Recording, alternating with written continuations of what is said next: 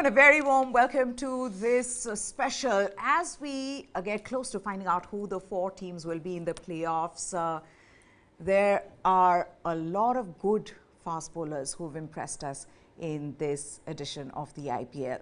Some are capped, some are uncapped, but Indian fast bowlers have ruled the roost in this edition of the IPL, so much so that Ian Bishop on various occasions during commentary have spoken about the depth that he sees in Indian fast bowling, how he thinks that there are more Umran Maliks and Mohsin Khans in the country that Indians or Indian cricket need to tap into. So today we're talking about who are the fast bowlers who have impressed us today. Let's then get into it. Nikhil's here with me. Let's first talk about how impressive they've been, Nikhil. We've seen fast bowlers from Australia, South Africa come in and bowl well here, but in this edition of the IPL, we've seen Indian fast bowlers dominating the season. Absolutely, Maya. For me, what stands out is the number of Indian bowlers. Number of Indian bowlers and a lot of unexpected names who have sort of risen to the occasion and bagged heaps of wickets. If they have not bagged heaps of wickets, they have been restrictive in the power play or in the death overs or control the middle overs, something we have not seen over the seasons. And therefore, this tournament stands out.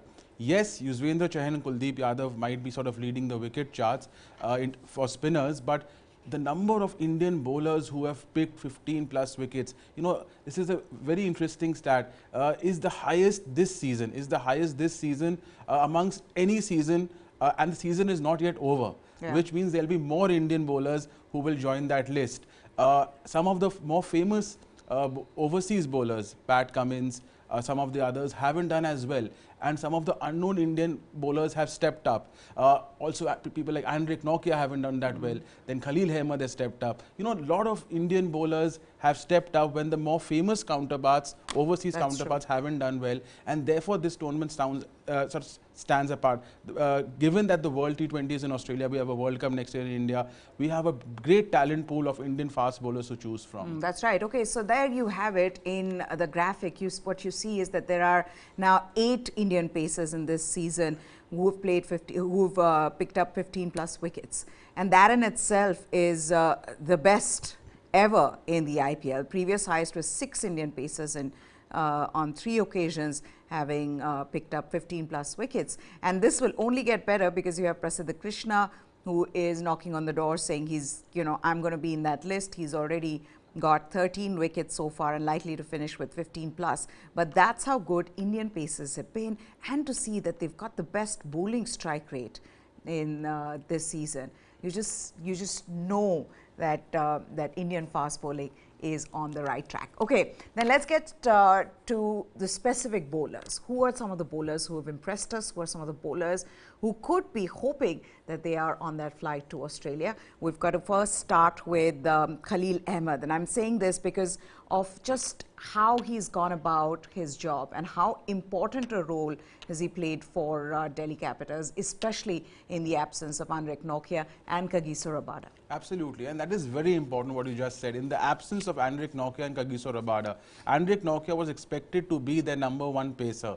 Khaleel Ahmed was supposed to be a support act, but it's turned the other way around completely. I mean, yes, Kuldeep Yadav is their leading wicket taker, but Khaleel Ahmed has been absolutely brilliant, the highest wicket taker amongst pacers for them, and the way he is bowled in the middle overs. Harshal Patel for Delhi Capitals has let them down this season. He hasn't controlled. So is Shardul Thakur.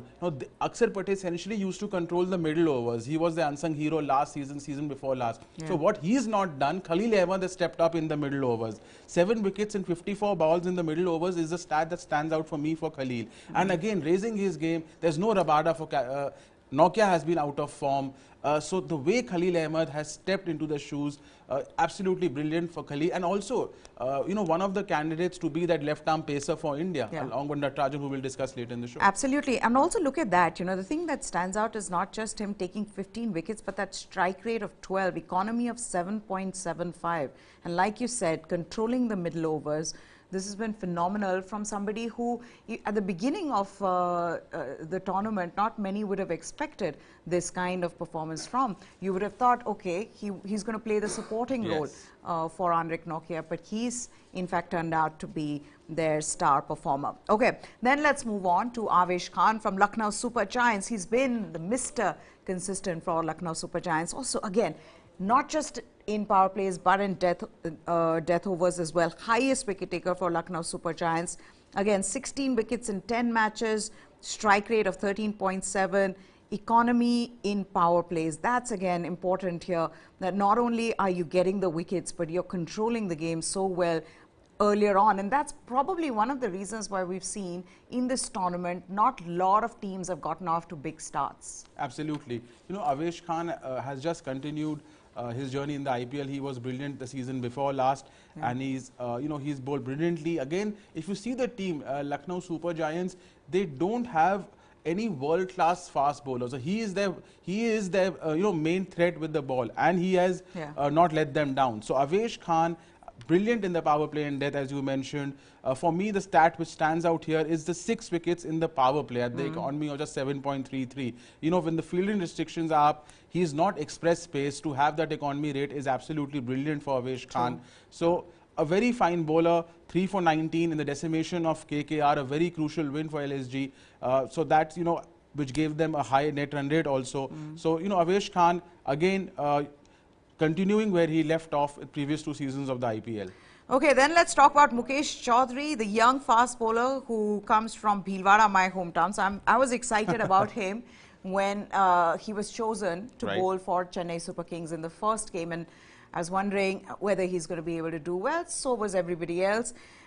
Took his time, was expensive in the first half of the tournament, but from there on, he's really been the surprise package for CSK. And just the number of times he's given them those early wickets in the power plays, which has changed the game around for them. Absolutely. Very, very impressive, with his left arm swing and seam, the ability to swing and seam the new ball. That has stood out for me with Mukesh Chaudhary. No one knew who Mukesh Chaudhary was before the tournament started. So absolutely brilliant Mukesh Chaudhary in what has been his first season, Meha. I mean, that we need to keep in mind. It's his first season in the IPL.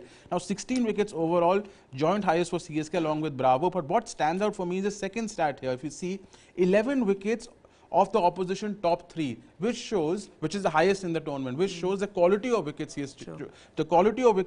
has taken stands out. Also 11 wickets in the power play. So striking them early and picking maximum this season. Again, maximum this season. So striking them early and also taking crucial opposition wickets. 2 important qualities. Mukesh Chaudhary, absolute revelation in otherwise disastrous season for CSK. They're out of a race for the playoffs. But Mukesh Chaudhary, again, his left arm swing, watch out for this youngster in the... A lot of left armers also coming around. 3 left armers this time. 3 left armers this time. So, watch out for this, youngster in the years to come. Okay, so then we move on from Mukesh Chaudhary to the experience of Umesh Yadav. But Umesh Yadav's case has been different. With Umesh Yadav, a lot of people would have thought, come on, he's not done well in the last couple of editions of the IPL. What is he likely to do? Aging legs. Can Umesh Yadav really be the standout bowler for you? He did just that for them, and I think that's why, again, it's such a wonderful story. Some of these players who you suddenly see who are in the thick of action, knocking at the door of the Indian team saying, take me in as well. I may be old, but I may be getting older, but I'm get there. One is Umesh Yadav for me, and the other is Dinesh Karthik in that list. Absolutely. Umesh Yadav, absolute revelation with the new ball.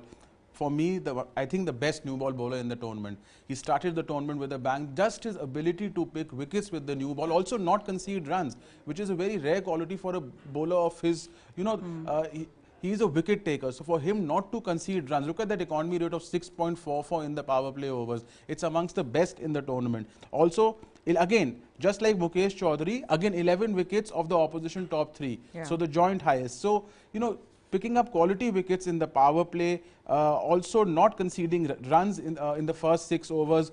Those have been his standout qualities, and he has defined the match. Umesh Yadav in the first 6 overs, he set the match up for his franchise. So therefore, Umesh Yadav has stood out. Look at the number of dot balls he has bowled also. 3rd most in the tournament, 89. Again, for a bowler of his pace, to bowl I mean, you expect spinners to have the highest number of dot balls, not fast bowlers. So that is also a very standout statistic for Umesh Yadav this season. Test specialist who is now rediscovering himself in T20 cricket. Okay, then let's move on to T. Natarajan. Little unfortunate that he got injured, but before that, Natarajan was fantastic for Sunrisers Hyderabad. One of the reasons, again, in the power play is giving you wickets.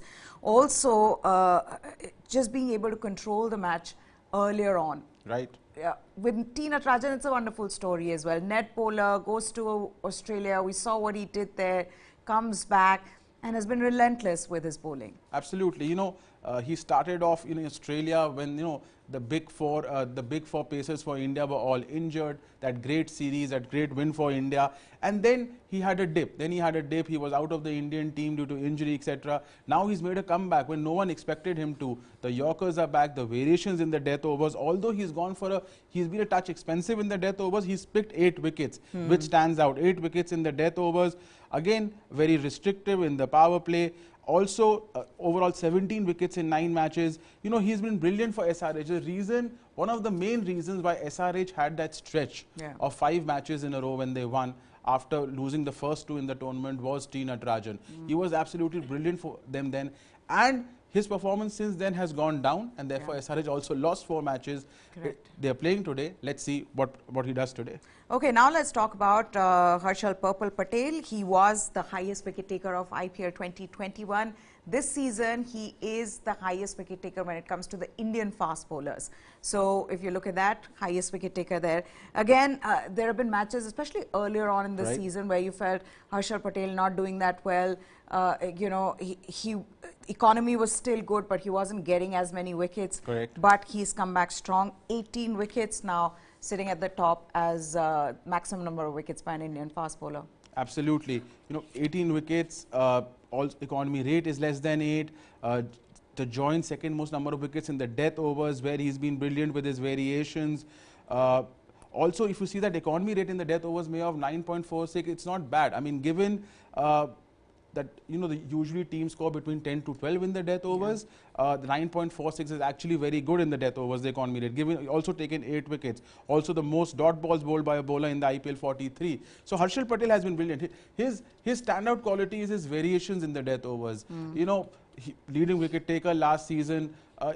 And India needs a death bowler. You know, given that Bumrah will be essentially used in the power play in the World T20, Harshal Patel becomes a very good option for India in the death overs. Okay, then let's move on to Mohammad Shami and how well he's led the Gujarat Titans attack. Again, Mohammad Shami, the T20 sensation as he's turning out to be. Yet again, you're seeing the fact that Gujarat Titans have done so well is because Mohammad Shami has given you a wicket in the very first over that he's bowled almost always. Almost always. And the thing about Mohammad Shami is that, again, he's labelled as a test specialist. But if you see even his ODI career, he has the best strike rate, not only for an Indian bowler in ODI cricket, amongst the best ODI strike rates in the history of ODI cricket. And we are talking that which puts him in the league of, you know, Brett Lee, Waqar Younis as far as bowling strike rate is concerned, which is sensational. You never consider Mohammad Shami, you will have such a great ODI career, but that's a separate story. His story in this IPL has been, you know, the quality of wickets he has taken. Overall 16 wickets, you know, 90% of his wickets since 2017 have been of the top six opposition batsmen. That is, which means that he takes, you know, high quality opposition wickets at critical junctures in the match. Also overall, he's taken 74 wickets since 2019, which is the 4th highest, yes, 4 less than Bumrah, but his bowling strike rate is higher than Bumrah. It's marginally better than Bumrah, and when Bumrah can be considered an IPL great, just because his performances lead to wins for Mumbai Indians, at least they led in 2019 and 20. Mohammad Shami is not, because unfortunately the teams he represented, Punjab Kings, etc., I mean, they performed badly. But Mohammad Shami, as far as wicket taking is concerned, has been even better than Jasprit Bumrah since 2019. Wow.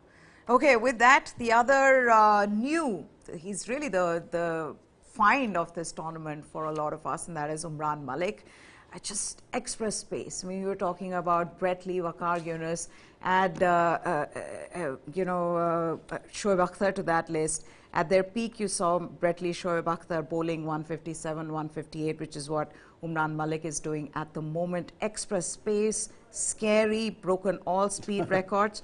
Pace and accuracy is a problem, but at the same time, he is just such a wonderful prospect for India. Absolutely. He bowled a delivery which was 157 kilometers per hour, which is the second fastest in IPL history after Sean Tate.